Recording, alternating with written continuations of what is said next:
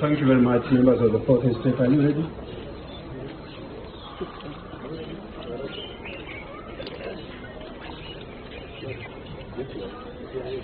You are ready? Thank you very much, members of the fourth estate. You all know me, your governor here. And I've come here, I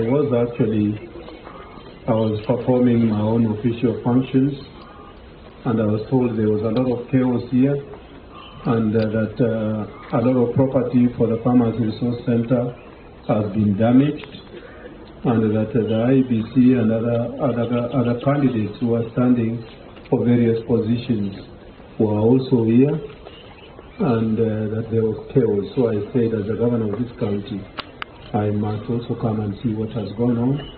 And what I've seen here is a very, very sad situation. It's extremely unbecoming behavior. I have been able to go around, and I'll go around with you people. There's a lot of breakage here of glass and even chairs and other things. And I'm told, I was not here myself, but I'm told that the perpetrators of this were wearing T-shirts of one of the gubernatorial candidates.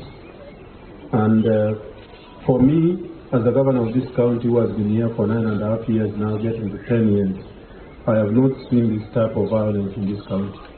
If you look on the other side, we do not have a fence anymore. The fence, they removed that fence. On the other side, they removed the fence where there were animals. We have a lot of cattle here, both for the agricultural training center, training purposes, and some that provide milk and other things. I am told that some of the animals have been stolen, and they cannot be traced. And apart from the violence that was meted, because I saw one police officer with a very, very deep cut on his head. I saw it on social media. And for me, as a governor, I can't understand why this should happen. And why this should be allowed in a civilized society. This is completely unbecoming, and I want to castigate it in the strongest possible terms. I would want to state that for the IBC, they should ensure that these elections are conducted freely and fairly. And those candidates who are here, I'm told there were about 6 gubernatorial candidates and many other candidates that are standing for various positions. Let me ask them to conduct their campaigns in a peaceful manner. And as for the Kisii people, let me remind all the Kisii people that Kisii has been very, very peaceful under my watch. And as I depart in the next 3 weeks, I'll be the happiest person in this world if this continues happening, because then this affects a very, very peaceful county. Just last month, we witnessed similar activities in the stadium.